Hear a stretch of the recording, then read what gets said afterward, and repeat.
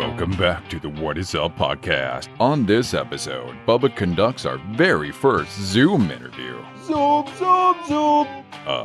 It's not that kind of Zoom.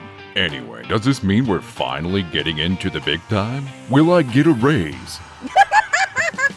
Oh, that's funny. You know, instead of hearing my laugh, we could really use a soundbite of Bubba's wife, Sarah's iconic laugh.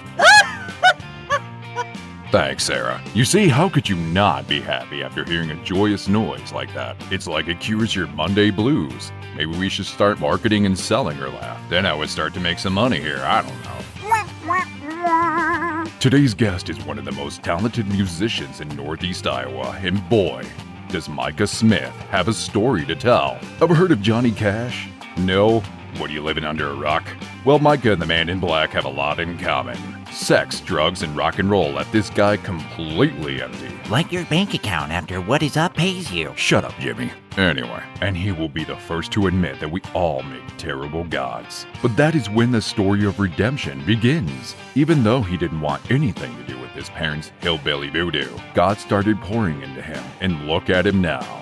Micah had to learn the hard way that closed doors and failed opportunities can still lead us where we are supposed to go. I mean, just look at me. It led me to do intros for the What Is Up podcast for free. You know, I take back everything I said about your laugh, Sarah. Here's your host, Bubba Seaman.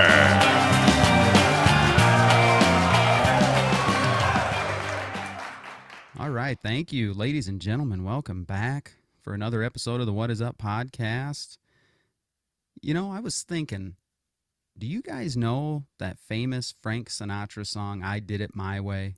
Super popular. Everyone loves it. It's a classic. Well, my guest today is going to prove to you that old Blue Eyes, he had it all wrong. He really did. I'm sorry to offend you. Frank Sinatra had it wrong. This kid grew up sitting in the pews at First Baptist Church in Dunkerton, but was counting down the days until he had the freedom to go do things his way. Now he's in his early 30s, I hope. I'm not for sure. Early 30s. Mid-30s. Raising a daughter, looking back on the ups and downs he's been through, starting with the college scene that just didn't live up to what he expected, being involved in 2 bands and everything that comes with the rock and roll lifestyle, you know, moving to the big city of Des Moines, trying to pursue a music career, and of course he was pursuing a girl as well. It all left him empty in the end. It really did. But now he's being filled, okay? And he's going to share his journey with you today, with us today, really, okay? The former, well, let me just put it this way. He's arguably the most talented musician that I personally know, okay? Former lead singer of the August Guns, now the solo artist behind the new, I really like this chillbilly sound of Empty Smith music. My friend, Micah Smith. What is up, man? Morning. Thank you. Man, you don't even need to do the podcast. Your introduction gave away all the good stuff right there. So that's a good. teaser. Yeah. That makes people stick around. Yeah, no, I'm intrigued, and I even know what I've already been through. So that works. He's looking forward to his own episode. Yeah. I'd like to hear me talk. Okay.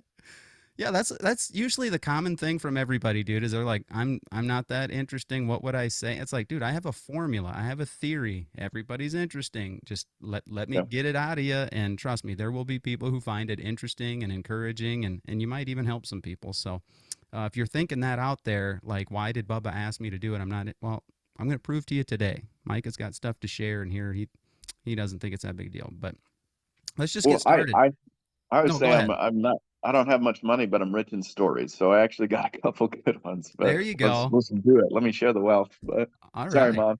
I like it.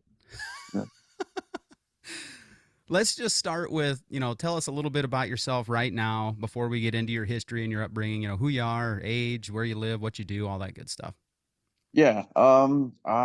Let's see. Gosh, so I'm 35 now, which is hard to believe. I creak when I get out of bed. Let's see. I mostly am addicted. The only drug that I enjoy now is coffee. For the most part, it's a socially acceptable one.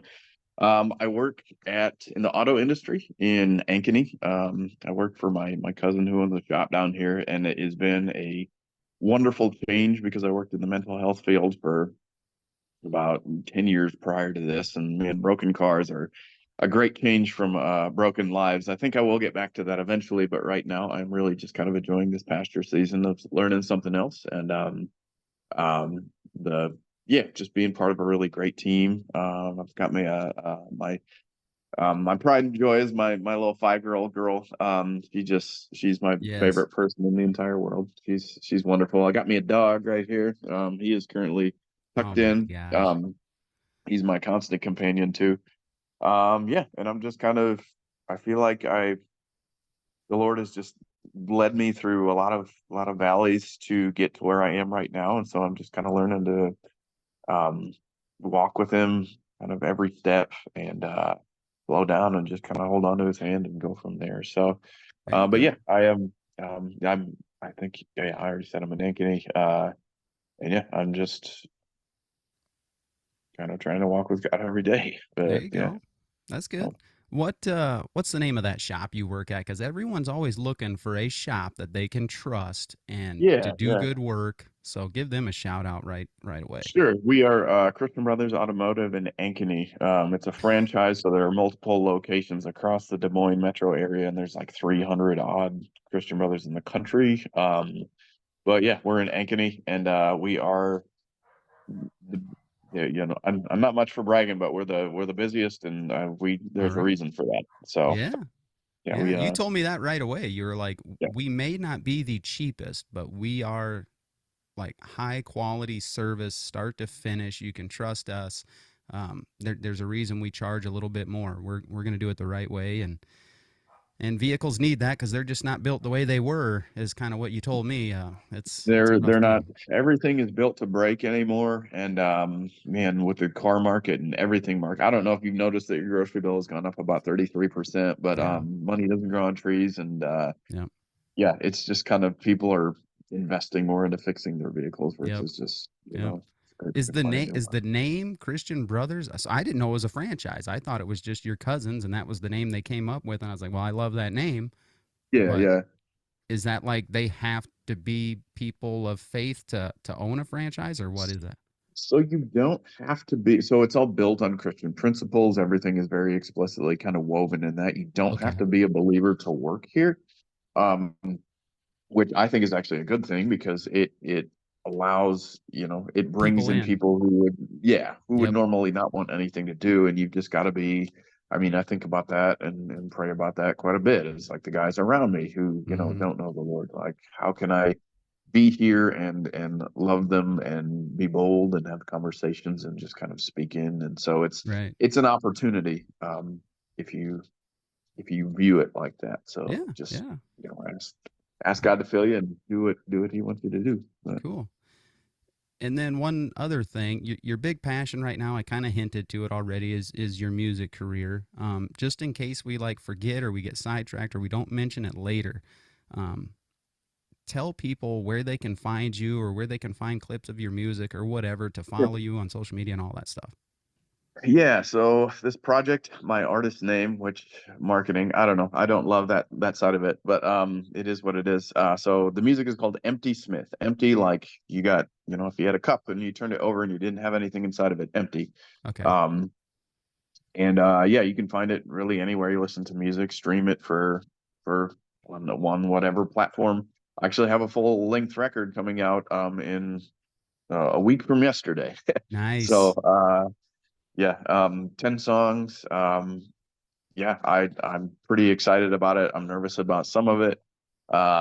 And mostly I'm just like thankful that I've gotten to have the opportunity to work with some amazing people, like some just incredibly talented musicians Mhm. that I just have no business being around because they're so stinking good. Yeah.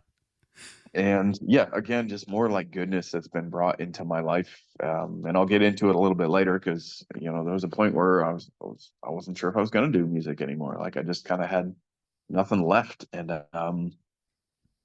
life circumstances kind of coalesced to the point where it brought this around. And it's kind of weird to think back and be like, wow, I just I'm gonna put out a full length record, and I didn't and it's only been out since I think my first song launched in November of last year. Yeah. So it's been 6 months, and I'm about there. But Okay. uh, yeah, so yeah, but again, we can talk more specific about it. But Sure. Sure. later, yeah, for the people who want to know, Empty Smith, EMPTY. Um, and it's available on all platforms. I got one music video out on the YouTube, so go ahead and check that Okay. out. I recorded it in a barn that was like 106 degrees up in the loft. It was Eh, crazy hot. It was awesome. So yeah. Yeah. And good you were times. wearing jeans and a flannel, if I remember right. Whatever. Jeans. I was doing the Canadian tuxedo, baby. Yeah, jeans on uh the Marlboro Man sort of thing. And holy Yeah. mackerel, I was sweating, but it was good. So Yeah. So if they check out your yeah. Instagram and stuff, they can go back and see little clips and stuff, I'm sure, right? Yep, Didn't you have yep. little All there's Instagram, there's TikTok, there's Facebook. I don't Okay. love social media, and I'm trying to. If here's a prayer request, you can pray for me because I need a better attitude about it, and I don't love it, but it's part of the reality of Yeah. being any kind of artist or podcaster or this, that, and the other thing in 2024. So Oh, I trust me, I know. I got to have help with the whole get it, social you media get it. stuff. Yeah. Okay. Well, I'd say it's time to go ahead and get into it. Let's start at the beginning. The Do the it. small town growing up, and we'll kind of work our way through this, and we'll ride the roller coaster of who is Micah Smith together. Oh yeah. And again, sorry, Mom. I'm not gonna tell everything, but I'm gonna tell probably more than I wanted to tell you, and that's all Look, right. So, one of the first um, books I ever read was Bo Jackson's autobiography, and he starts right at the beginning. And what he said is kind of how I tell guests, like, share everything you want to, and if you want to keep some stuff for yourself, you keep that for yourself. This isn't fake good. news, but give us everything else, but keep what you want to Yeah. keep. That's fine. So one thing Dad said to me growing up is he said, "Tell the truth. It's less to remember," and that has like resonated Yeah, with me deeply. So I'm gonna tell the truth very because good. it's yeah, that's all I got, man. That's right. I don't Cal know. I don't Smith, have good the teaching. energy or the. Yep. My dad, love my dad. So, um, yeah. So the beginning. Like you said already, I grew up in the old FBC of Dunkerton, Iowa, right there. Median age, 65. And I, was raised in the church. Um, I, I like as I get older, I'm increasingly thankful for just how good mom and dad. Like I'm just so thankful for mom and dad. Yeah. Um, sorry, I'm gonna get all verklempt, and it's been 5 minutes into the podcast. Yeah, I mean, they're humans. They're not perfect, but Right. man, they are. I sure could have done a lot worse. I'll spend a lot of time in heaven thanking God for giving me such good parents. But Yeah. they did the best that they could.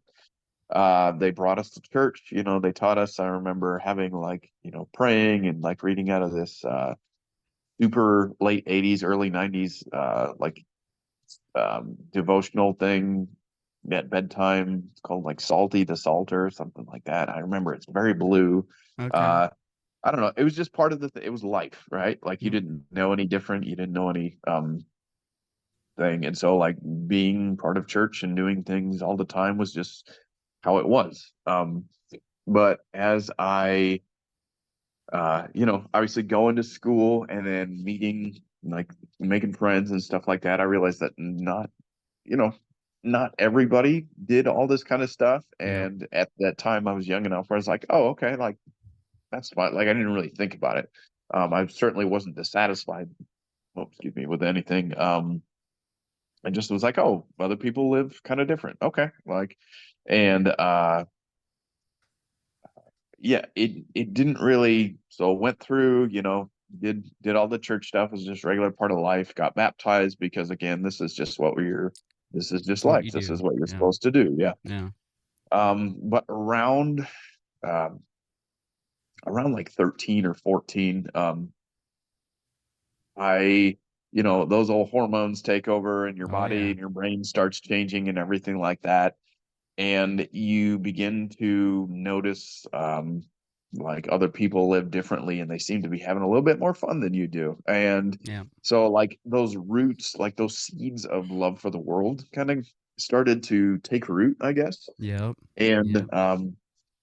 I wanted to do what I wanted to do. And the things that I wanted to do mostly, you know, just wanted to kind of go out and raise hell with, Yeah. you know, Yep. girls and just destruction and everything like that. And uh, I like the more that I had fun, and the more that I kind of went that way, the more irritated and agitated I got with having to spend time going to these church Yep. activities. Like so, like growing up, I would tolerate it, and it didn't really bother me. But then around that time, things started to bother me, and I was like, man, why am I doing, like, I don't want to go to these things. I don't want to sing these lame songs. I don't want to Yeah. like be around these people that I'm not really having fun with. I'd rather be out with my buddies raising hell. I'd rather be like, Yeah. you know, whatever. So I like my heart started to grow really resentful. Even though, you know, pull back, zoom out. Oh man, you're in a loving family and your parents provide for you and everything like that. Like just so short-sighted, stupid, and blind. Yep. Um, but man, sin makes you stupid. I'll just tell you that. Ooh, that's That a should good be on a bumper coffee sticker. cup. Yeah, that should be on Let me get that to exactly. my creative Um, department. Hey guys, can we get a bumper sticker going? Sin makes you stupid. We're Sin not. makes It's you done. stupid. Put it on a coffee cup, put it on a t-shirt. Holy mackerel, it's true. I think it's in like I want to say Hebrews like 3, 4, something like that, but he talks about like how sin like so you won't be hardened by sin's deceitfulness. Yeah.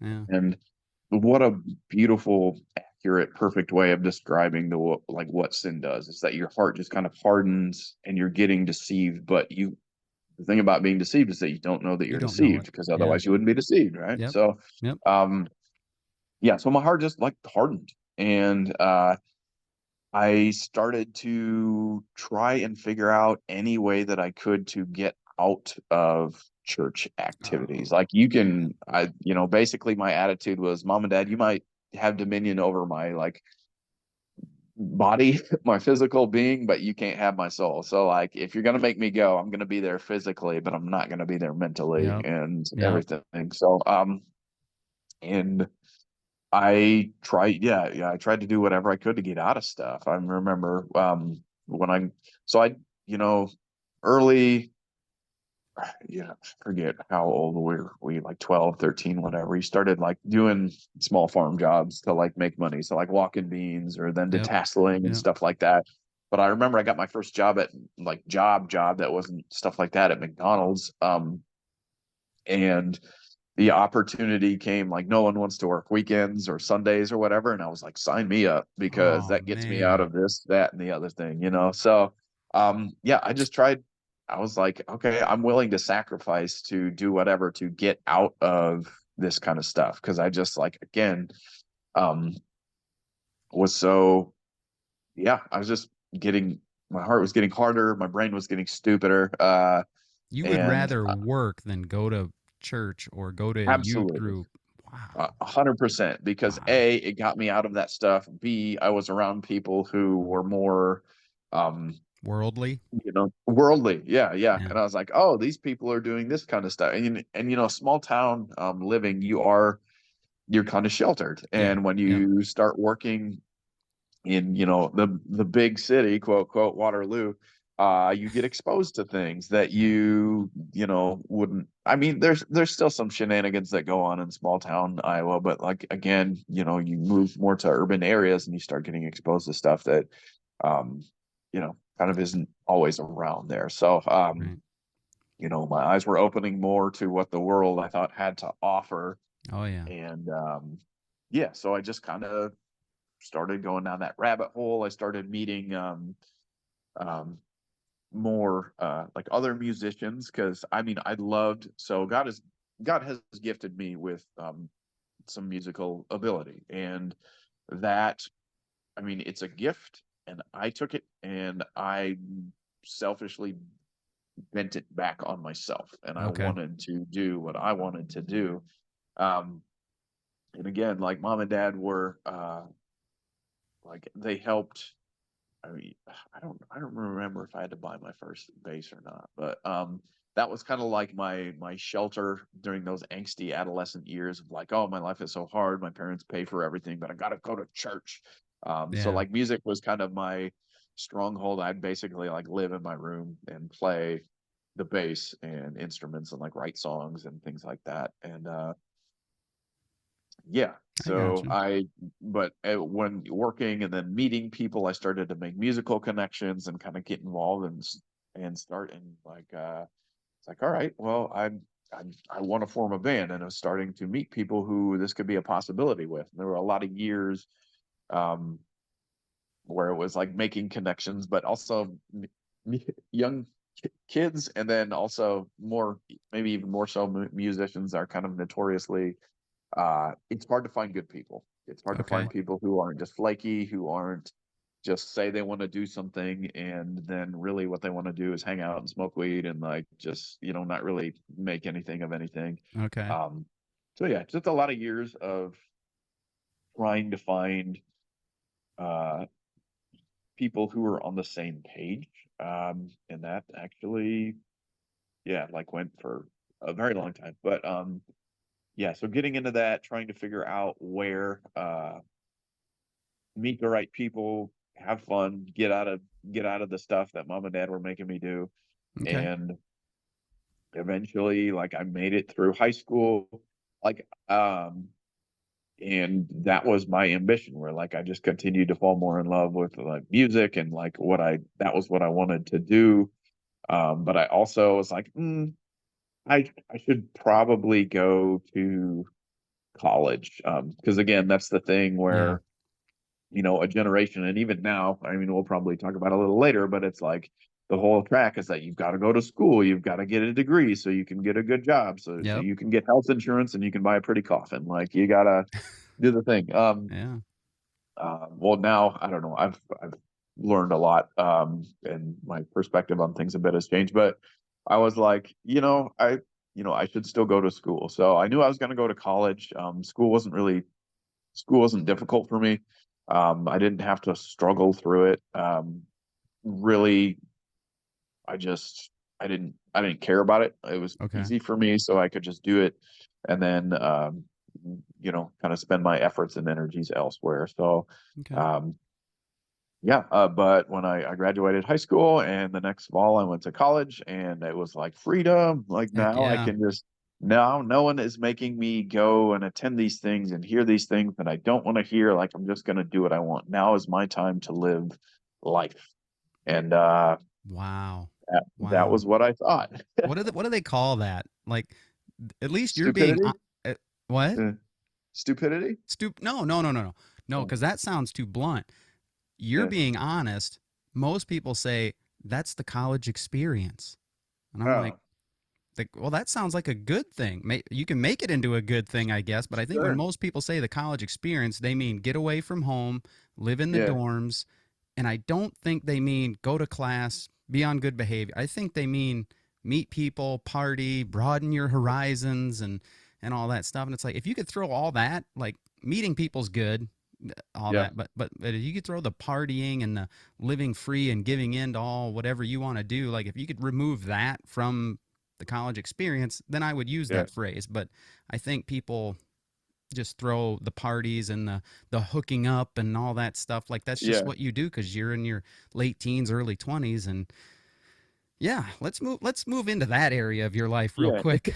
And honestly, if you want to waste your life and money, like you can do it without accruing a bunch of student debt. It's Yeah, totally possible. So, yes. um, yeah, Just go to the bars the college kids are at. That you yeah, don't have to yeah. go No, to the college. you don't have to sign up to a university to make all kinds of bad choices. You really don't. So, Right. but Right.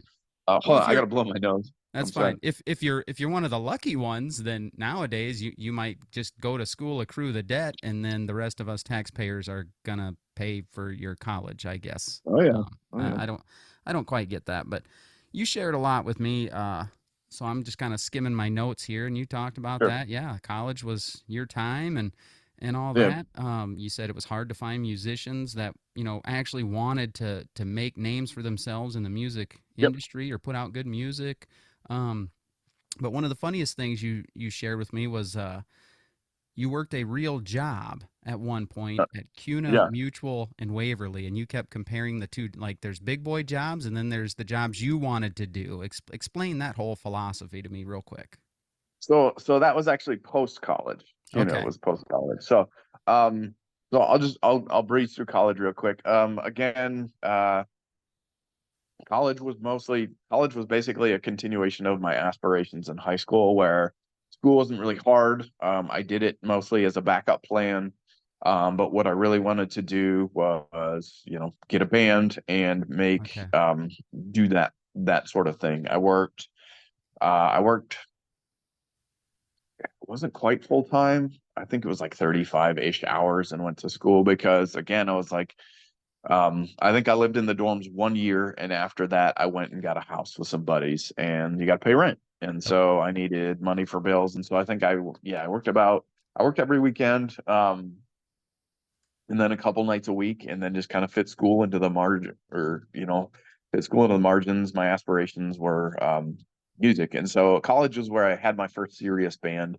Um, they and this is a continuation of trying to find good people, and I found some some some good people at the time, like guys who were talented, who wanted to do it a little bit more seriously than the Okay. guys who basically wanted to hang out and, again, just kind of, you know um yeah, just like hang out. And so we put in some work, and we started to play like that was where I did my first recording experience, like legit Okay. recording. That band was where we played our first shows. We went on our first little, like, weekend or regional tour sort of thing. Like, that was, um, high school or college was to grow. Like, again, that was my whole aspiration. Like, that's what I really wanted to do. But um, I was going through school, and I was like, okay, again, a backup plan. Here's what you got to do, like, to have a Okay. good life, a good job, whatever. So, like, I don't know. I guess I'll do this, but really what I want to do is this. And, like, in the meantime, the whole, um, real cliche stuff, like the girls, the rock and roll, Yeah. the not not too many drugs, like some drugs. Again, sorry, mom. Nothing super heavy. I remember one time one of my friends that I knew was like, "Hey, man, you want to do these mushrooms?" And someone else was like, "Don't you know that they like the hallucinations come from, like, your brainstem bleeding?" And even I was like, "I think I want to do that." You knew So, better. yeah, even then, in my darkened state of being, I was like, I don't Wow. think that sounds that great. But yeah, so I passed on those. But basically, elsewise, I was like, if you got it, like, yeah, let's roll. So, but yeah, just really, again, like, trying to uh make music, and make, and gain some traction, and we did, and, like, that's what I wanted to do. And but I was also kind of holding on to, like, I guess I gotta do school, and Yeah. so I Yeah. did school. And the thing is, even with good people who love to do music, like, everybody's got different aspirations, and so some people were like, yes, let's do it, let's go full time, let's, like, really put our whole Yeah. everything into it. And then you've got other people who are like, oh, but, like, who got really wrapped up in their girlfriends, and other people who were thinking ahead were like, no, I want a good, like, a job and a career, and other people who were like, yeah, we're really good at this, let's just kind of see where it goes. Yeah. Um, and yeah, so that was college. Okay. Now back to the big kid job stuff. What did you graduate with? What was the degree? Uh, so I started to go into, so I went to UNI. Originally, I was going to get a bachelor's in music composition, which I loved it because during my teenage formative years, back when we had dial-up internet, um, I taught myself music theory because I wanted to learn how to write songs, and this is Okay. how you figure out how to write songs. So I just, got up on the old Yeah. World Wide Web and learned as much as I could. And I liked it. Like, I like theory. Gosh, there's so much I don't know. If I had the margin of time, I'd love to just learn more. And maybe I hope one day to get to that point, but life does not get any freer as you get older. Like, Right. you get things and you got to choose between even what's good and what's best. So Yeah. um You told me yeah, you couldn't but afford a certain instrument, so you yeah. couldn't choose So that the major. Yep. So the thing is that you have to have your own instrument, or at least had to at the time. And my instrument was bass, and so in that particular context, they're like, "Yeah, you have to buy an upright bass." I'm like, "Well, how much is that?" And it was like $1,500, and I was like, I cannot afford that. So, Yeah. um, so yeah, I don't know. Part of me, uh, I don't know. If ifs and buts were candy and nuts, we'd all have a Merry Christmas right here. But I chose not to figure that out, and I changed my major to sociology, which is an equally Okay. practical degree. Um, Basically, because I don't know, I don't uh, like, people are interesting, but I don't really I feel like I don't always understand them. And so Yeah. sociology is the study of like social structures and people in groups and everything like that. And I was Yeah. like, well, that sounds kind of interesting. I'll go with that. And I actually do like I don't regret that choice. Okay. I it's given me kind of a lens to look at just, I don't know, the way that the world works too, and just understand that there so actually today in like political polarization, like, you've got on the more conservative side, which is like everything is individual choice and individual responsibility, and then you've Yeah. got the more liberal side, which is like everything is systemic related, and like people are a product of like um the things that happen to them. Yep. um and honestly, it's a little bit of both, Sure. like, Sure. and so depending on who I'm hanging out with, you can tell pretty quickly who is, looks at things through a very individualistic, or who looks at things through a more Yeah. collectivist Yeah. lens. um and so I don't know, again, I feel like it's helped me in the mental health world, and I have some aspirations to do some things later on that I do believe that, I don't know, God takes everything and uses it. Sure. Sure. So I think maybe some of that stuff we'll use later on. But so sociology was my undergrad degree. Again, like, it wasn't, I did it. And I did it basically as a backup plan. And so that was college, finished that. And then I got out of college, and my hope was I wanted to go full time with music. That's really what I wanted to do, Okay. look past all the student debt that I just occurred, whatever, or accrued.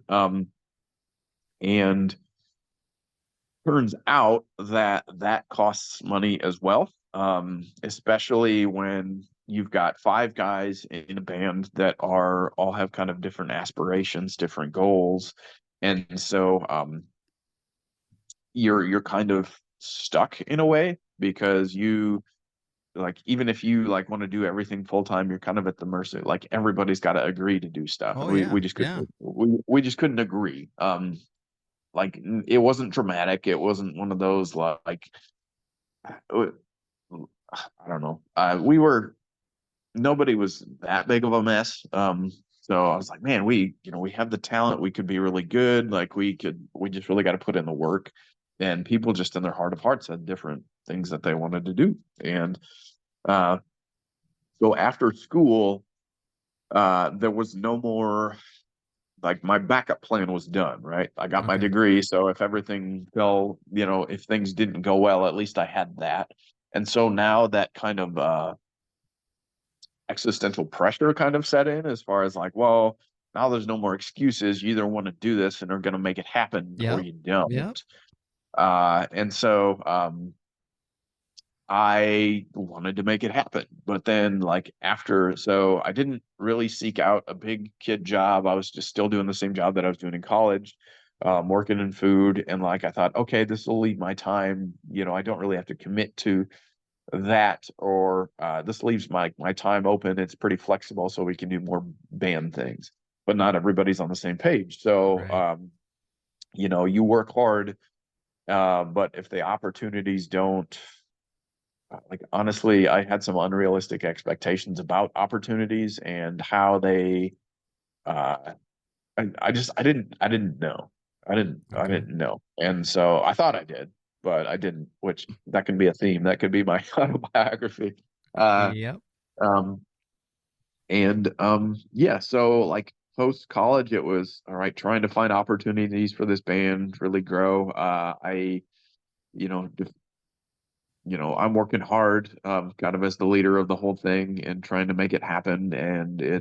it's tough, and it's not quite panning out like I wanted to. So Okay.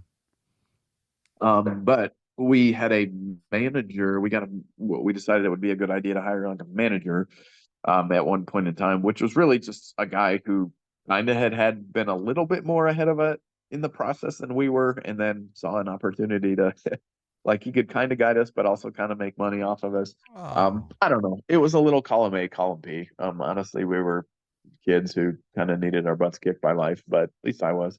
Um, and so, but he said, like, if you guys want to do this full time and professionally, like, you got to get professional gear. You got to get, like, it takes money. yeah. And so that was where, like, fine. Like I hit this wall where I was like, well, my original idea of, working in fast food and having my time open to like practice and play more gigs and whatever isn't really panning out. And we have this like subpar equipment. And if we want to be professionals, we've got to fund this. So, okay, now it's time to get a big kid job.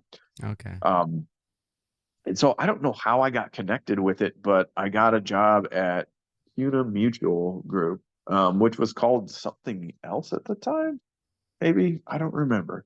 But sorry, now this circles back. Did you want to Gotcha. talk about it? Yeah. Well, it Yeah, was because you said CUNA. yeah. I think that's what it used to be called. Now it's under a different name. And when you Okay. said you said it was the worst job you ever had. Like you hate, like it drained you. And I go, my wife works there. Like, and she thinks it's the best job. You guys were doing opposite things. She's doing, Yeah, life insurance, customer service policies and stuff. And yeah, she's not doing the selling like you said you were. yeah.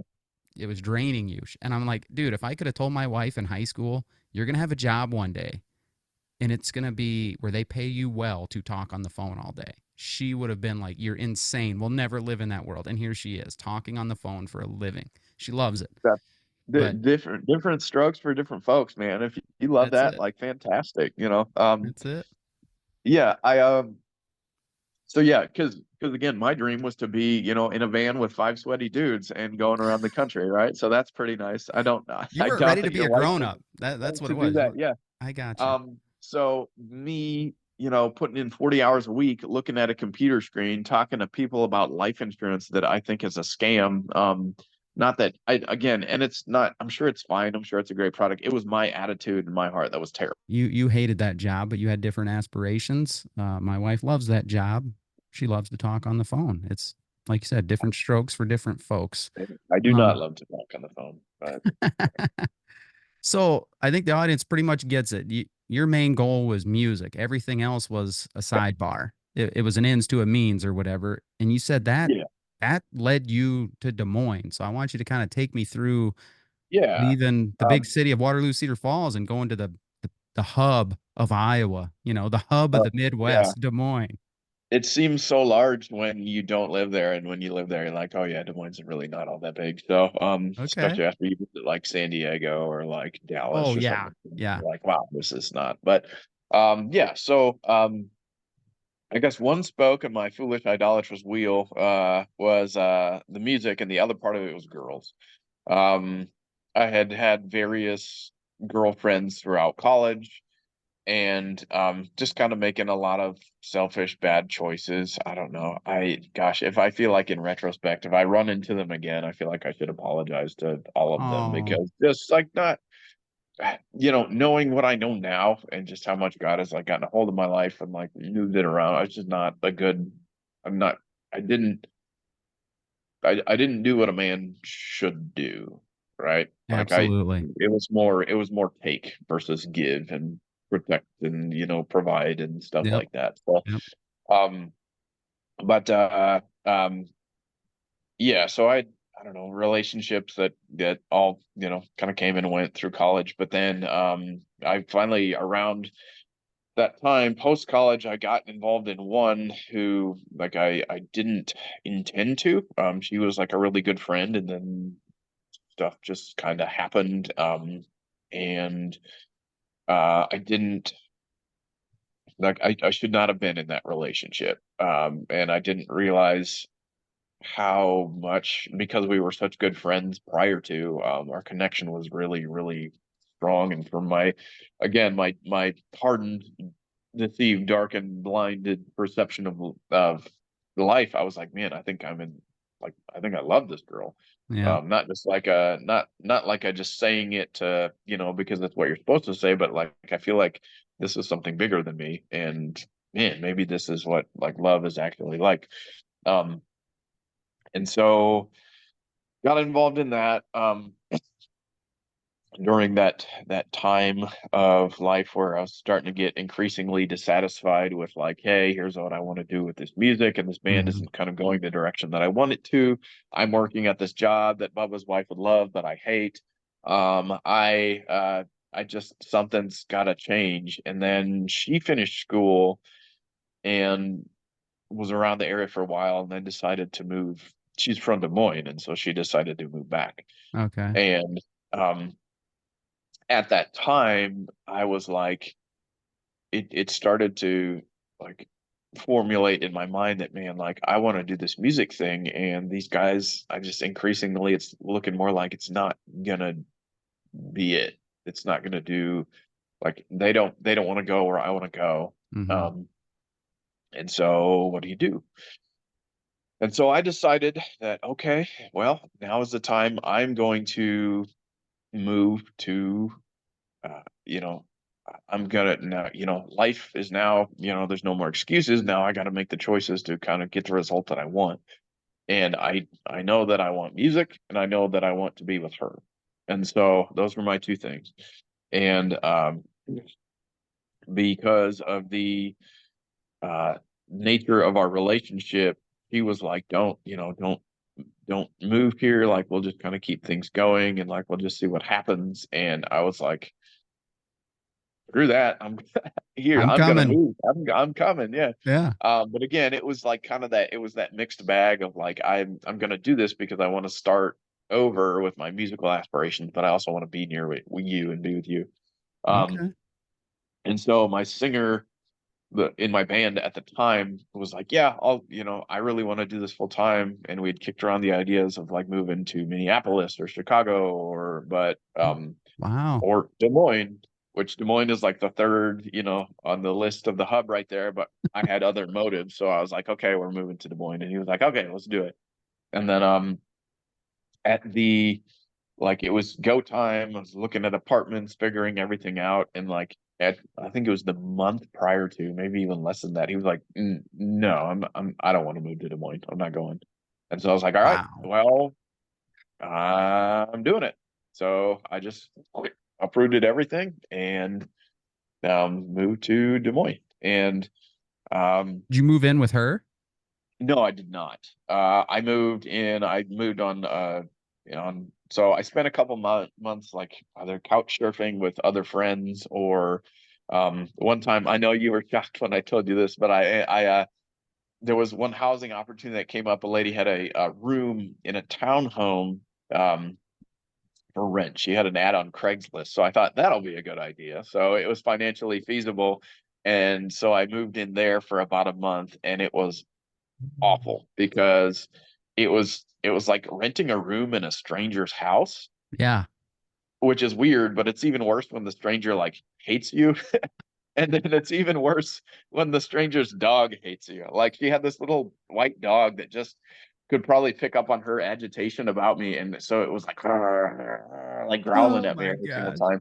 And me and my like when you move into uh mid 40-year-old woman's house that's like everything is pristine, and you move in there from like this absolutely disgusting environment that you're used to living in with like these guys who, you wait till every single dish in the house is dirty before Yeah. you do it. You don't actually clean anything. You just take a stick and like push trash off of the counter. Like you just it we did not get along very well. And yeah, so that didn't, like, just a couple different arrangements that didn't work. And eventually I landed an efficiency in a building in like kind of close to downtown Des Moines. I really liked it because finally, like, I had my own place. It was literally a one room thing. There Yep. was like a little alcove for the bathroom, but it was an efficiency is about as small and cheap as you can get. Yep. Um uh and it was like low income housing. Those apartments are now condemned now. So it was a great spot.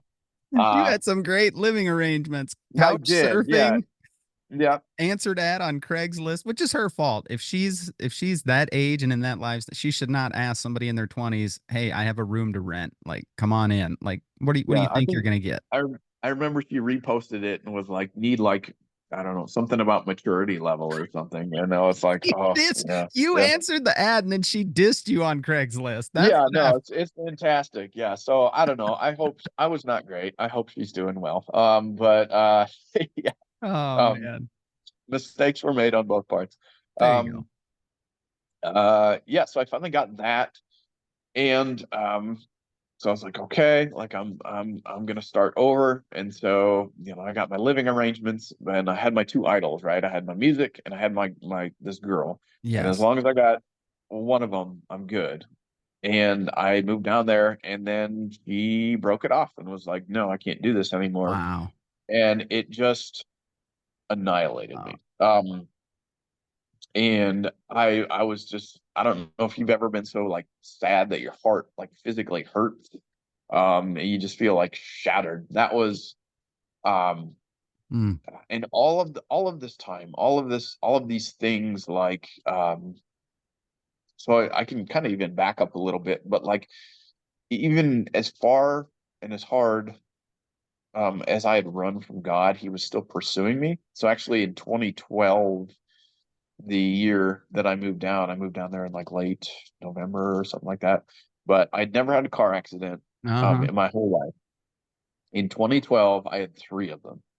And dad was like, looks like somebody's trying to get your attention. And I was like, oh yeah, whatever, whatever. I But remember him like, saying that. I remember him yeah. sharing that with like our men's prayer breakfast or whatever. Yeah. And he said that, and like these car accidents and these things where like he could have been seriously injured or killed. I didn't care. I was like, I don't know, because my life, again, where I thought my source of life was music or, Right. girls, this Yeah. particular one at the time. So I didn't care. Live fast, die hard, and leave a pretty corpse, right? So that just super selfish, super destructive. Mm-hmm. But this was finally the thing that like broke through to my heart. In Ezekiel chapter 14, God is, God is through the prophet Ezekiel is speaking. He's rebuking the elders of Israel, and he's like, you guys are so consumed with your idols. I'm going to speak to you through your idols to get to your heart, Okay. and that's what he was doing. Actually, I've got the book right here. Let's go to the text. Um, and That's what he did. Like, I wouldn't listen to anything else. Oh yeah. You wouldn't listen to your dad, Yeah, but yeah. I see totally what you're saying. Yeah, God will work. He will use the idols in your life to get your attention. And he It's did. Ezekiel 14. So he says, starting in verse 4, he says, tell them this is what the sovereign Lord says. The people of Israel have set up idols in their hearts and fallen into sin. And then they go to a prophet asking for a message. So I, the Lord, will give them the kind of answer their great idolatry deserves. I will do this to capture their minds and hearts of all my people who have turned from me to worship their detestable idols. Um, so that's the funny thing about God, is that if you won't listen in one way, he will speak to you in a way that makes the sense to you. Yeah. Yeah. You might try and run and harden your heart and stop up your ears and blind your eyes as hard as you can, but he will get through Oh yeah. in one way or another. So Yeah. And he's done that a this is lot with musicians. But Yeah, since I'm talking to you, I'm thinking of like Alice Cooper and different people. They run so yeah, hard they can the other way, and you got somebody like Alice Cooper who says that's not rebellion. That's just doing yeah, what you want to do. Like you said, yeah, I wanted to live my way, do what I want to do. Alice Cooper says that's yeah, not rebellion. He says be a follower of Christ. That's rebellion. That's yeah, saying yeah, no to yourself. So absolutely. you're in Yeah. good company, man. Isn't that crazy how, yeah, I don't know, just so many things. And like you don't know how twisted things are until you like get out of them, and then you're like, Right. oh, and how do Yep. you that's the way that sin works. Like how do you like I've heard the analogy of how you boiling a frog. Like if you have hot water and you just chuck them in, they'll be like, what the heck, and they'll Jump jump out. out. But if you put them in water and then you just slowly turn up the heat, they won't notice until they're cooked. Too Like late. and Yeah. that's just Yeah. how sin works. So Um, you're saying this when this girl breaks up with you, yeah, that's that kind was of the thing that started the softening of your heart. yeah, that broke that hardness of heart. And on the emotional, like deep down my desires, and my loves that broke through on that. And then concurrently, um, again, we started the episode with me like just telling you how thankful I could thank God 1,000 lifetimes for mom and dad and never be enough, right? Like, Yeah. they never stopped praying for me. Yep. uh, and they never stopped, like even when they knew I wouldn't listen. So towards the end of my college career, I started to get into philosophy. I actually liked it quite a bit, and probably would have changed majors if I would have found it earlier, but it was just too late by that point. Yeah. But so I was learning stuff like that, and then kind of at that point in time, Ravi Zacharias was coming to speak at Drake, and they had invited me like a whole bunch, and I was like, no, no, no, I don't need your hillbilly voodoo, no, no, no, whatever, whatever. And and but at this time, like I was like, I was so broken when this happened. Like I kept everything like close to the chest. Like I Okay. didn't tell them about what was going on in my life for obvious reasons. Like I knew that they wouldn't want to know. And like even now, again, sorry, mom. There's some details that you probably didn't want to know, but uh I just called them, and I was so broken that I actually told them about what was going on. Okay. And they yeah, they just invited me to that, and I was like so shattered. Like my whole life felt like it got gutted out, that I was like, you know, okay, yeah, I'll come with. I'll see what this guy has to say. And uh I think I remember being in that efficiency, that gross little rundown apartment thing, and just being so broken, like crying out and be like, God, help me. I don't know, because I never could like get rid of the fact that I believed in a God, but I was a Okay. lot more like theistic. I was Yep. like, okay, the world is too complex to really like to think that something came from nothing is seems kind of stupid. I don't Okay. know. To me, like Yep. you don't read a book and be like, wow, the author like this just randomly happened. Like, no, there was author, there was There was a intent, there was creator. Yeah. creation, there was purpose behind it. Yes, just Rex. And so I could never shake that, but like I definitely rejected the idea of Jesus as Lord. Okay. I was like, that's no one has charge of my life but me. Yep. Um, Yep. and sorry, I'm gonna blow my nose again. So That's all right.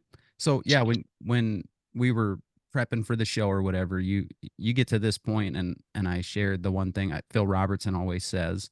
Um, he says, yeah, some people just got to get to the end of themselves before they can get to the beginning of God. And not that this is a yeah, Christian podcast. I have people that don't agree with me, or we talk all kinds of, we're going to have fun here in the next segments and all that good stuff. But when I said that, you had a good one liner, and I was like, oh, I got to save that one. So you want to share that with everybody? When you're talking I about the don't ups and downs and all that, and you said you kind of get to the end of it, you remember what it was? I don't, man. Sorry. Sometimes a lot of things come out of my mouth. I can't I think always the remember. audience I feel knows like you are the king of one-liners now. You shared about 5 of them so far. It was the yeah. been there, done that. Oh, been there, done that. Got the t-shirt got the t-shirt, gave it to Goodwill. Don't want it anymore. So something like that. Like, yeah, Been there, done that. Got the T-shirt, gave it to Goodwill, and don't want to do it again. Yeah, yeah, don't want to do it again. Yeah, I remember just finally coming to the end where like, God, I have made a wreck of my life. yep, Like yep. here, like I've lost everything that I loved. Like I'm a terrible God. I'm a terrible No, Lord. I get it. Um, When we're and our own God and it's not working out, then what do you do? yeah, It's all because on you. So you got to because look somewhere else.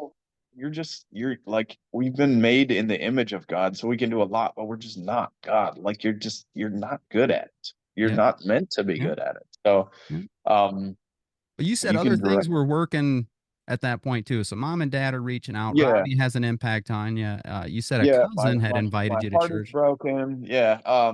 So yeah, everything again, God is just so funny like that kind of Yep. coalesced. My cousin. So yeah, so I accepted mom and dad's invitation to go and hear Robbie speak. We went to Drake and I was like, holy cow, this guy, like he's talking about who I'm learning about, and like these kind of people, like maybe this isn't just for dummies. So that kind of like broke down my pseudo intellectual objections to Okay. Christianity.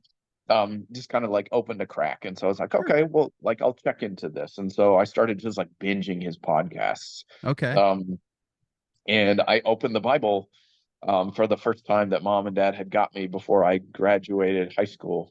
It had sat in a box for, yeah, I have it in my backpack. Like I can reach out and touch it right now. Um, again, and yeah, my cousin who I actually work for now, he had I wasn't super close. I don't know if they had launched the business yet, but he had told me about a church where he and his wife went for a little while and it was full of young people. And I was like, what? Like, because that Doesn't again, growing up in the exist. old FBC, Dunkerton, Iowa, median age 65, that um church and young people didn't seem like they seemed like mutually exclusive terms. Like this was just for older people. But now I was like, what? So I went down there. I actually remember the first time that I went to church, the shift cable broke on my car. I was trying to go to church and I went out of that parking lot and then boom, my I had a manual and Yeah. the gear just went limp. And I was like, wow, someone doesn't want me to go to church. Yep. Um, Yep. That's I it. think I think I walked actually because it wasn't that far I mean, it was farther than most people would walk, but I'm kind of an idiot and I'm stubborn. So I was like, if I'm gonna do this, I'm gonna do this. So I Yeah. think I just walked. And it was Nice. like a couple of miles. But yeah, so I got involved in that. You said it Um wasn't just the fact that it was young people though. You liked, not that we're yeah, not trying to brag up the flashy churches or anything, but there yeah, were yeah, other yeah. things that interested you. So it was the music was good. Okay. It was like again, nothing that I had ever been exposed to. It didn't feel cheesy. It didn't feel like um forced. It didn't feel like it didn't give me again, being a musician, I'm kind of picky. Sure. Sure. And I'm learning to like appreciate things more, in Mhm. varying as I get older. I'm getting humbled a little bit more, but I was very, you know, uh I was just very proud. Like, when you sit in judgment on things and you think Yep. that, this is good, this is bad, whatever, whatever, like, we can be discerning, but like really my heart was proud. Mhm. Um, and so this was like something where I was like, wow, the music is actually like pretty decent on that. Um, but the preaching was uh like very exegetical, like they just opened the word and they went through it, and Okay. like it was practical too, like it was connecting to things. It wasn't just like, well, this life doesn't matter and pie in the sky, like you just gotta, like it actually spoke to like the heart and what Yeah. is going on. And it was like, wow. So that started to like plant some seeds in me. And yeah, just got like everything kind of coalesced. Um I uh no, I won't share that one. Um no, That's okay. there's some things I think maybe discerning, maybe that's not a story I kind That's of want okay. to. But you said you had got involved in stuff too. You got small Yes, group. I'm a big believer in small groups, Sunday schools, yeah, outside of church, all that stuff. You build community at church. You don't just go to church for 1 hour, punch your time card with God and yep, walk out. yep. That's not that yeah, that's not gonna Here, be a fulfilling life or relationship with God.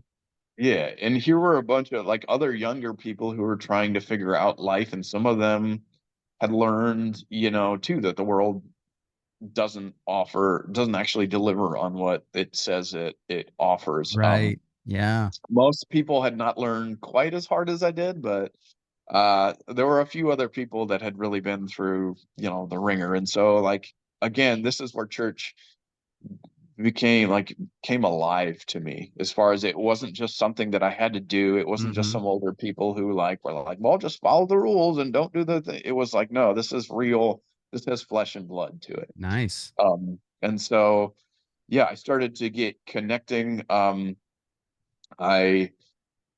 and being like a very baby Christian right there, like God was just kind of continually working on me and bringing me through that heartache of that relationship falling apart. And that wasn't like a clean break. It took like months to Sure. finally get to the point where I was like, okay, like I just can't have anything to do with this girl at all. Uh, and like I've got to like turn away from that and just like really give it to God. Because again, I was like, in my spiritual infancy, I was praying, but for that, but I was like, I was hoping that God would like somehow give me my idol back, Yep. right? Yep. And so yeah, he just like he's so patient with us, and he's so good, and like he's just as good in his no's as he is in his yeses. Mm-hmm. Actually, I have a song, one of my favorite songs on the record coming out is called Every Closed Door. And it's about how basically the things that you pray so hard for and God says no, like those can also be an expression of his goodness and his Yeah. love towards Yeah. you. And that We was don't really want to hard for hear me. no, We but don't sometimes want that's to the hear best no, but answer. man, like exactly, yeah. Mm. Yeah, I really like that song. And but yeah, so he was like working on me on that. I was getting involved in community, and like it was just like, eating up the word, eating up these podcasts, like just like really like the seed was just getting like, it was taking root, and it was Yeah. it was bearing fruit. And yeah, the Holy Spirit was like just like I love in Genesis chapter 1 where it talks about how like the Spirit of God was hovering over the waters, and the earth was formless and void. And like here's something that does not have life, and then God is like hovering over it, and then life, he brings life out of Yeah. not life. Yep. And that's what was happening. Sorry, I can get kind of like a little emotional about these kind of things. So Sure. Sure. try not to cry in your podcast, but no promises. So um yeah, so he was doing that, and then I still like had the aspirations for music, but I was like, well, now like okay, God wants to use my life. um how do I kind of hold on to this, but like do it for the Lord? And so they were like Ooh. it was a little bit impure, like a Yeah. little bit like kind of mixed motives. But Okay. I think overall, that's what the idea of the August Guns was born out of. And so it took me a while because, you know, the standard things I had used in the past of creating connections, of like, putting up flyers at music stores. And I remember this one time I met with a potential bass player above a bar, not too far from where I lived, because he was also in a really gross apartment. And this dude was probably in his 40s. He had a really smashed nose. I remember this. Like, I don't know if and Hmm. drinking a lot of PBRs, and he was like, let me show you this. And I was like, remember being like, you're not very good. But just something about it just didn't Uh, resonate. But like through church, I got connected to some other musicians. Um, Actually, one guy who's a wonderful friend of mine. He's such a love him to death.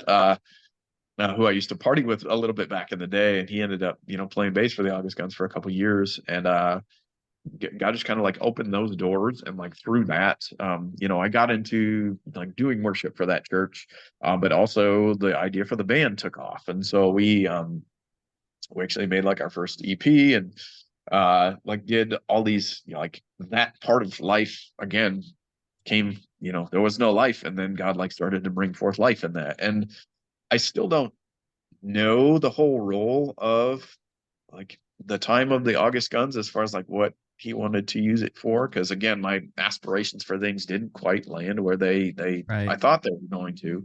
But I think he did use it, and even if it was just to work on me, like he's going to accomplish what he's going to accomplish. Yeah. Yeah. So um The season. Yeah. yeah, If anybody in yeah, the audience, if you're going to check out Empty Smith music, go back. August Guns is all over. I mean, you can find them anywhere, YouTube music, stuff like yeah, that. yeah. It is, if I can describe it, it's music his mom doesn't like. She's made that clear to me. She much more likes his stuff now than Yeah, then, yeah, but yeah, it is in both my Christian playlist and my workout playlist.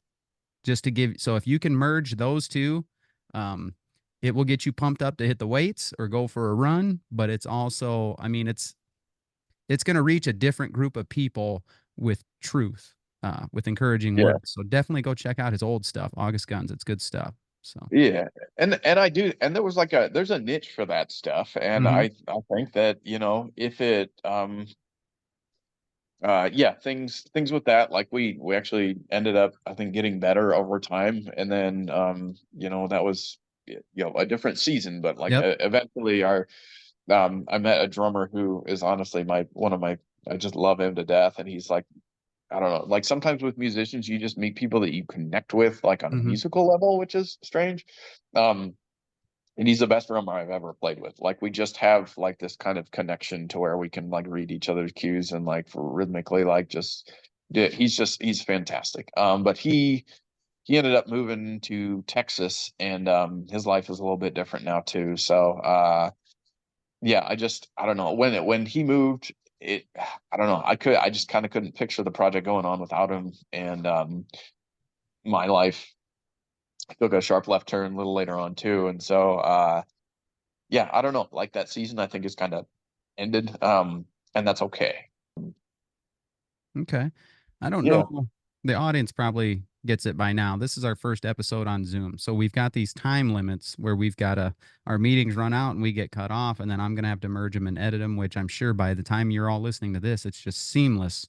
It's a yeah, beautiful work of art. yeah, Um, so I don't want to jump too quickly or skip over anything, but so at this point, you actually kind of started to change things. You said you started to use your degree, right? And yeah. it's kind of a different phase of life, and you're growing as a Christian and all that stuff, and you started focusing now on like getting your life on track, marriage, things like that. So Yep, you yep. kind of get us into that road right Yeah, there. yeah. So career wise, so when I moved to Des Moines, I went back to fast food because it was an easy connection, had a lot of experience. But then my cousin, who again kind of pointed me to the church where I went, he's like, yeah, I think you'd be really good in mental health. Here's this company that like I haven't worked for, but I've had dealings with because he also used to work in mental health, and so I was like, all Okay. right. So I went there. It's a company called Candeo. They're wonderful. Man, they have a super special spot in my heart. You work with people with chronic mental illness, intellectual disabilities, and brain injuries.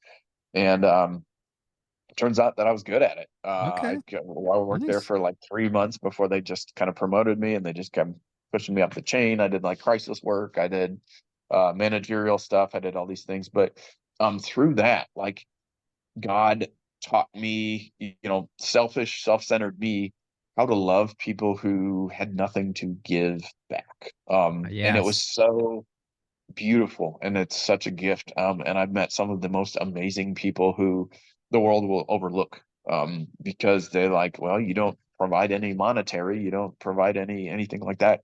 Um, it was just such a gift to work with those people, and he used that to again soften my heart and show me how to love like he loves. But and so during that time, like I was a Christian for maybe like a year or a year and a half.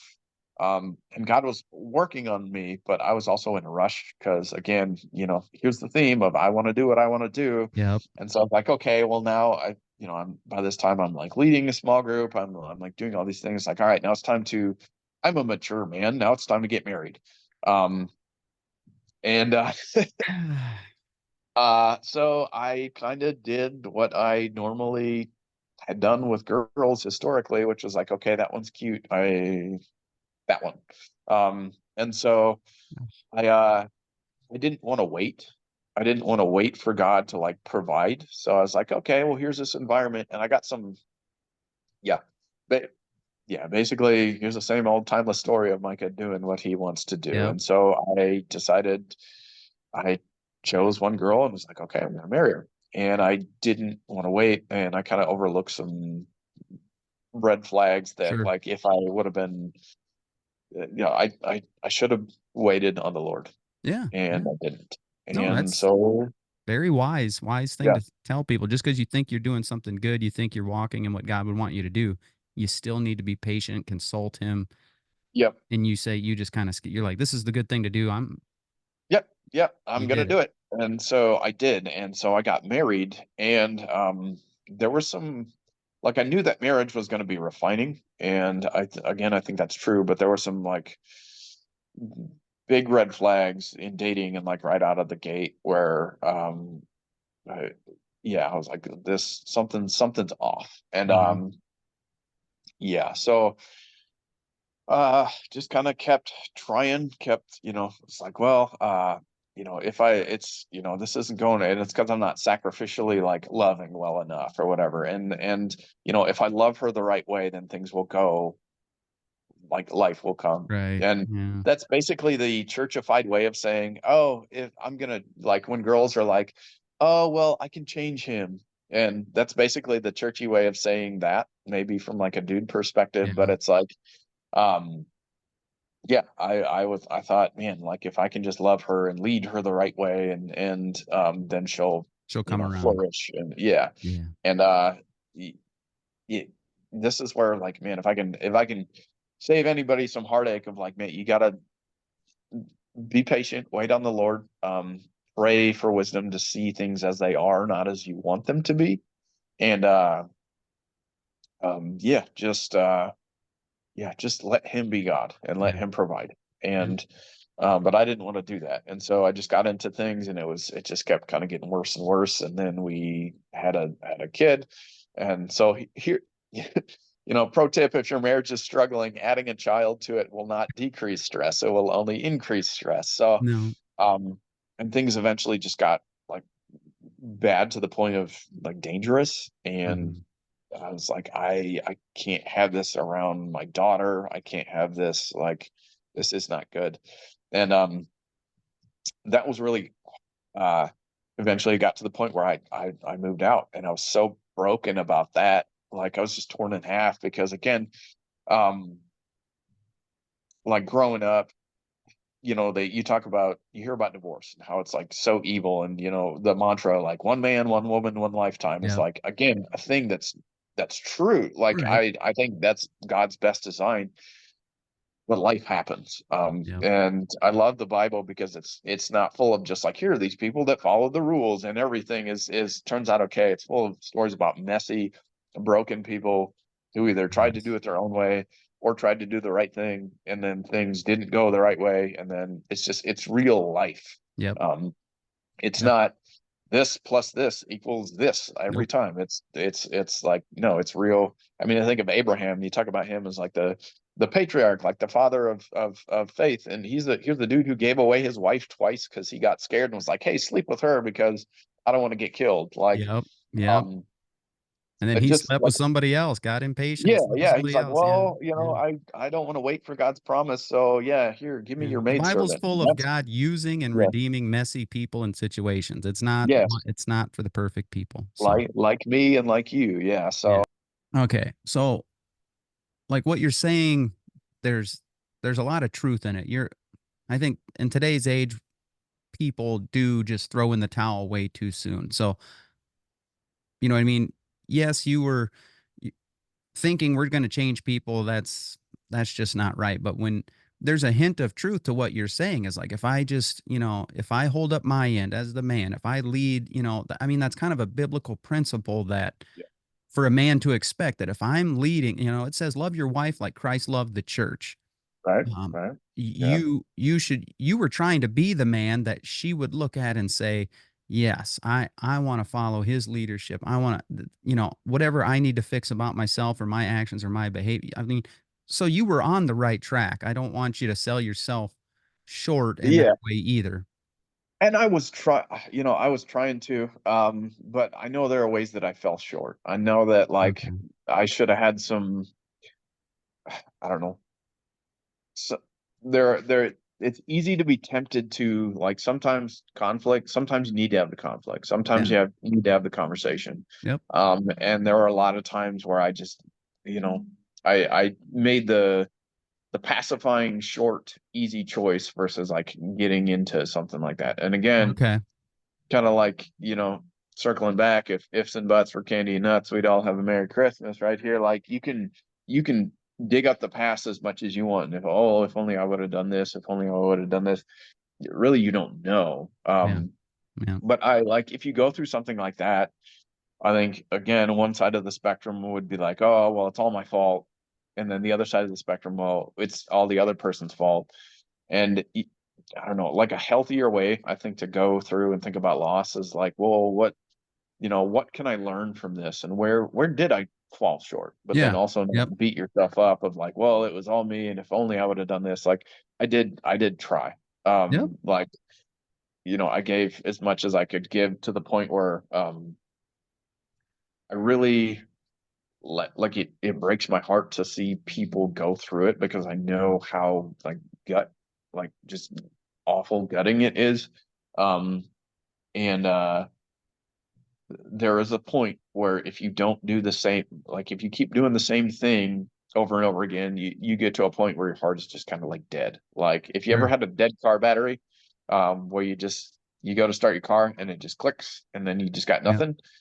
Like if your heart gets to that point, that's not a good place. Yeah. And there are usually about a million things prior to that where um you I don't know, it felt like a black hole. It felt like it was something like just a massive gravitational force that no matter what I did, like it couldn't stop Yeah.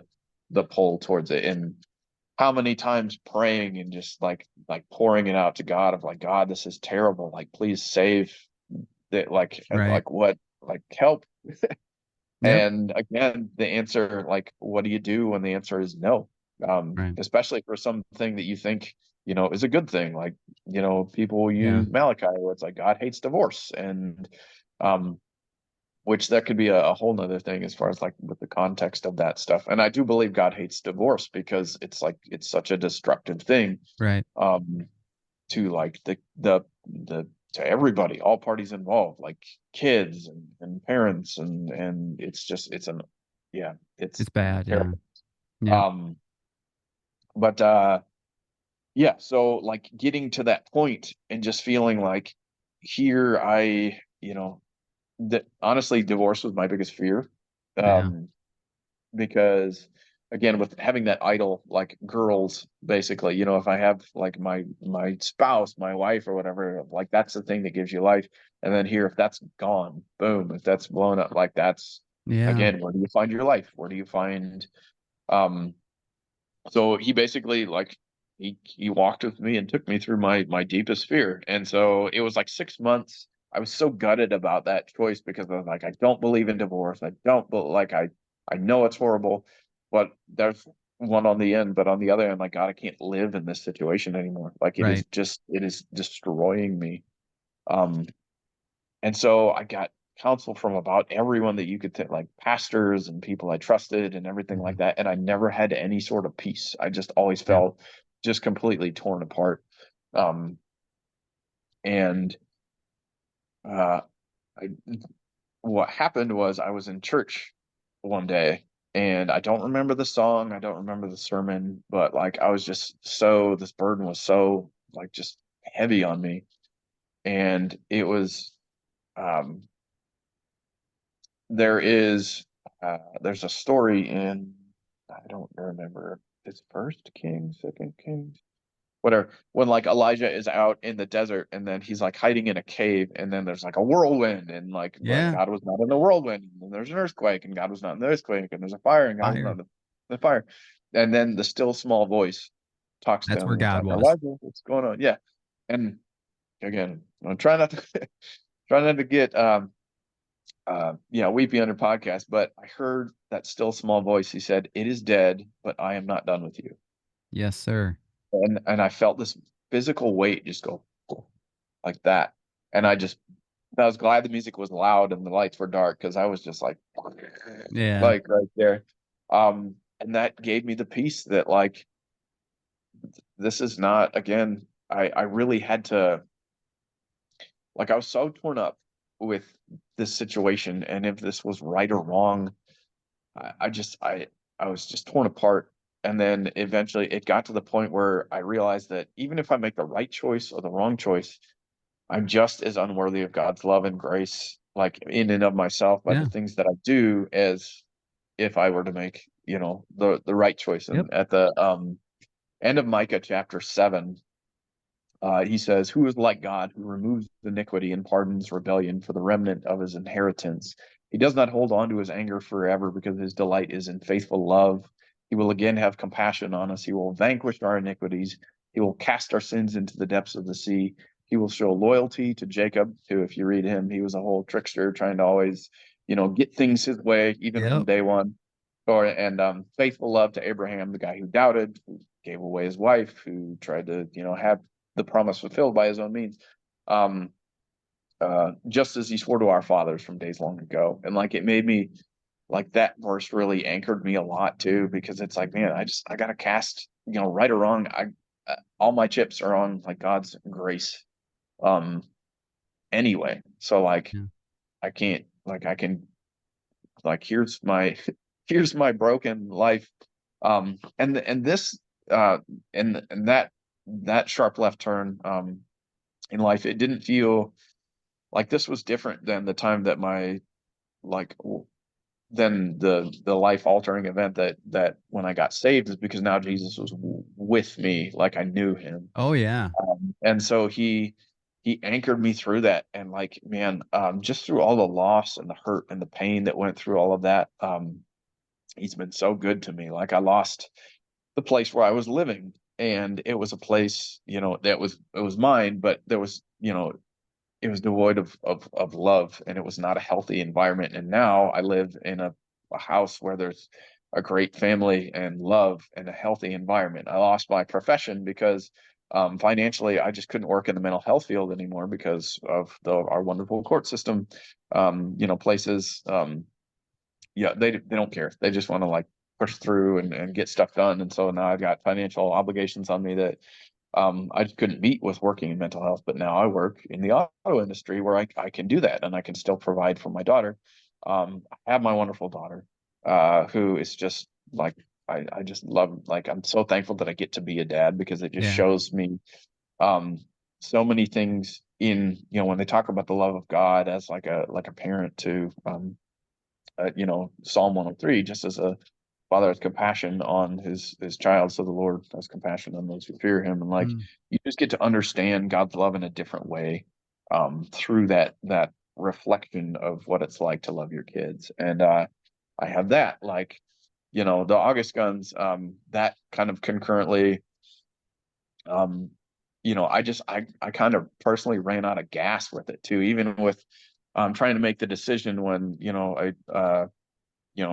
the drummer moved to Texas and stuff. I was like, okay, what do we do? Do we pivot? Do we figure things out? Because you can do most things if you're committed and stubborn and stupid enough. You can make things work. Sure. Sure. And I was like, well, shoot, do we move to Texas? Do we do it? Like, I was just kind of considering all these different things, and I just ran, like, musically everything out of gas, because like it emptied me out.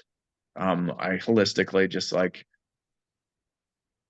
I didn't have the gas in the tank anymore to like lead and like continue to push this project forward. And Right. so that was the point where it's like, I don't even know if I'm gonna do music again. Like, my whole life is just kind of in smithereens right there. And then over time, like, as the dust settled and stuff, like, that's where Empty Smith came from, because Yes. it for one thing, my initials are MT, so there's like that haha kind of funny thing. And like, with creating an artist or a like any kind of product, you need it to stand out from the rest of like the bajillion Yeah. people and things Yeah. that are out there. And there's a lot of Micah Smiths out there actually. And a lot of people, artists of this kind of genre, will go like their middle name and their last name. So like you talk Okay. about, I don't know, like Childers, whatever. How do you pronounce that? But Yeah. he's his first name is actually Timothy, so it's Timothy Tyler Childers. But Right. Tyler, like, and a lot of if you look into it, a lot of artists will go like that, and so it Yeah. kind of has that middle name there, or that like two name sort of thing that Sure. gives you the context where, oh, if you've never heard this before, it kind of gives you a clue of what kind of music it is. Hmm.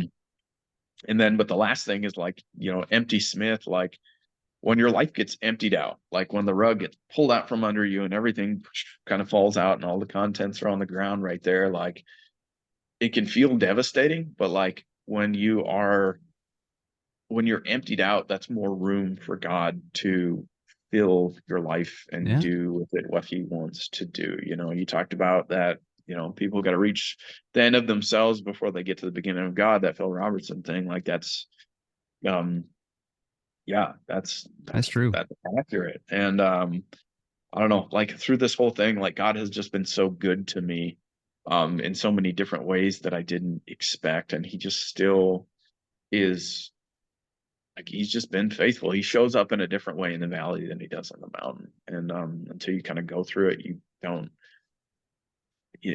don't always know. Right. That, like, it's easy to read about things, it's easy to pray about things, but like it's sure as heck hard to live through things. Yeah. When it happens to you, that's a whole different thing. Yeah, yeah, And whole you and different me, animal. we talked about that. We said, so how do people, we understand not everyone's like us.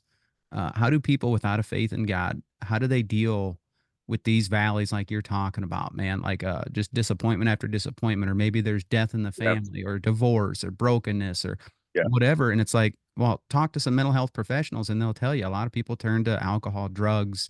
We A lot of people medicate, just, man. yeah, yeah, they Yeah, do. you And it's medicate sad. with distraction, like video games or Yep. hobbies. You medicate with alcohol or drugs or women or sexual experiences. You medicate with sometimes even kind of the newest fad is like the whole kind of stoicism self-improvement thing. Like some guys will try and fill that void with like, I just got to be on my grind 100% and I'm going to be the best version of me, which again is not entirely untrue. Like God wants us to take care of ourselves and like be good, men. Yeah. But like if your hope is in you, again, like you Where's the just, room for God? yeah, you Yeah. you can't, eventually you will fall short of what you can do. And Yep. um yeah, like you can't, you do have to step up and you do have to, grow and improve, but like you're a terrible God. Like I think that that fad or whatever kind of lacks the realistic view of human nature. It So I don't does. know, It does. but But it's so popular, that whole self-help thing. If we yeah, were enough, yeah, there would be no need for God. And look yeah, around. We are not enough. yep, Look at our yep, society. yep. We're not. Um, We can, yeah. I But had a few takeaways here that you hit on most of them. I love how you said, you heard from God that basically he said, it's your marriage is dead, but I'm not done with you. Um, that's the kind of God I wish people, a lot of people, because I didn't grow up in the church like you, so obviously I had my thoughts and feelings about the Bible and about God and who He was, and I thought as long as you didn't kill somebody, we all go to heaven because God's so loving, He would sure. never punish anybody that didn't deserve it and all that stuff. But if people could see that kind of God that will take people in broken situations, or people who have done things and brought this kind of damage on their own lives, and he's like, no, I can redeem that, I can fix that, I can Yeah, bring you through purer than gold. Like, that's the kind of God I want people to see and understand. He's not a finger pointing, can't wait to squash us like a bug when we do wrong kind of God. That's, yeah, God knows what sin is, believe me, but He cares yeah. too much about us to leave us in our broken state if we cry out to Him, if we come to Him. What's Well, the other and thing? one thing that, like, growing up, I hated rules. I was like, rules are basically, they're there for me to like break it, bend it, or burn it. And so now, like, reading about the commands of God, like really what's shifted in my thinking is their invitations to life of like, Okay. you think about like, marriage and sex, right? Huge idol for a lot, for a lot of young boys, like, Yeah. Oh yeah. a huge cultural thing. And God knows, he made it. He understands, he designed it. He understands how powerful it is.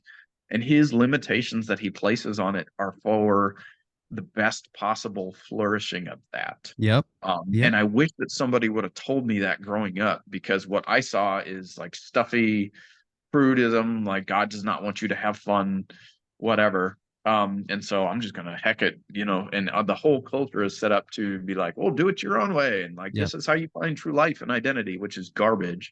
And like God made this good thing, but a good thing elevated to a God thing becomes a bad thing. So like his commands, his limitations, his statutes are an invitation to live life in the way that it actually works and provide most for his glory first off, but you're good. Yeah. Like, Yep. and it's just, that's not a thing that I ever understood growing up until I decided to pursue things my own way. Yeah, so We I call that wish. learning the hard way.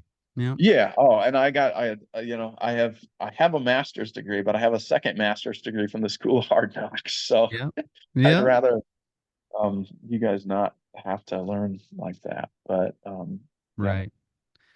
Yeah. Yeah. And yeah, I think it's worthy to note that at this point, I'm sure the audience has been hanging on this. Your mom actually likes your new music nowadays. But like I He said, does. I like the August Guns. So, but the last note I had was for people. You said it's just like Joseph, man. We can go through the ringer and God can still be working it for good on the other end. Like, Absolutely. hang in there. You're not enough. I'll be the first to tell you, you're not enough, but Yeah. God is. So look up. That's what is up. Yeah, the Joseph is so good because like here all these terrible things happen to him, and again he plays like he's an arrogant little turd, right? And he's like, Yeah. "Oh, hey, Dad brothers, loves me. had this dream where were bowing down to me." But he gets his brothers like sell him into slavery, and he spends years in prison and all these different things. He gets falsely accused of rape, like all this stuff. And at the end of Genesis, he's like this. He gets like God moves him into this position to where he's like number two in All of Egypt. Egypt. Yeah. And he saves, like through all the gifts that God given him, he saves this land from famine. And his brothers come back and they're like so freaked out because like now the cat's out of the bag, and they're like, holy crap, we're standing in front of our brother who we sold into slavery. And he's like, Joseph says to him, he's like, you guys meant it for evil, but God meant it for good. And so just that, I hear so much about the things that people go through and the stuff that I've been through. Like, you don't, like, God can still redeem it and work it through good. And often, like, the scope of that good is so far beyond you. Like, he's so powerful and so good that he can take the worst things in life and use them for good and for his glory. And Yeah. that's just, it's amazing. So Amen to that, brother. Amen to that. Okay, guys, if you've enjoyed this first ever part 1 of a Zoom interview that we've done, this is Micah Smith, and he just poured it out. He emptied it out, mostly all for you guys. So don't forget, if you want to see more of his stuff, if you want to see how he put his life and his passion into his new music, you can check him out. Empty Smith. He's on Instagram, TikTok. He's all over the place. You can hear his music. He's got a full album coming out. But this is only the end of part 1 of his episode. So if you enjoyed that, or if you got somebody in your life that you think, oh my goodness, I need to share this episode with my kid or with my cousin or with my friend or my coworker who's got a kid who's maybe going down the wrong path, trust me, share it with them. See what God can do. Because I'm a dad. I get it. Our kids sometimes don't want to hear it from us. Micah said that. I wouldn't listen to my parents, but maybe someone else has a different relationship where you hear from, if one of the great philosophers of all time, like Ravi Zacharias, that broke down the intellectual wall that Micah had. Just share it. Maybe Micah's experience will reach somebody else. Don't forget to follow us on Facebook and Instagram and all that good stuff. We do giveaways. There'll be some pictures. I don't know. Micah hasn't sent me any embarrassing pictures or anything yet, but maybe I'll dig something up and throw them on here. But I hope you guys enjoyed part 1. So part 2, we're going to get into his segments. We're going to have some fun with that. We're going to do the getting to know you segment and the what is up segment. And of course, he picked some good things in there. You know, the Oliver Anthony song, he wants to talk about that. That was short-lived, but it was a big moment there. And then we're going to talk about social media, its effect on mental health. We're going to get into who actually changes, the younger generations or the older generations. Stew on that one for a week while you think about that. So I appreciate all your guys' support. Thank you. It means a lot to us. Continue to help us grow the podcast. Be sure and follow or subscribe if you're on Spotify, Apple Podcast, or YouTube, wherever you listen. You have to do those things. I think Spotify has like a star rating. Leave us a 5-star. Even if you think we're only 2 or 3, you know, we're absolutely mediocre. Just leave that 5. It'll help us reach more people. That's fine. So join us next week, when part 2 with Micah Smith comes out. You won't want to miss it. He's going to show you what is up.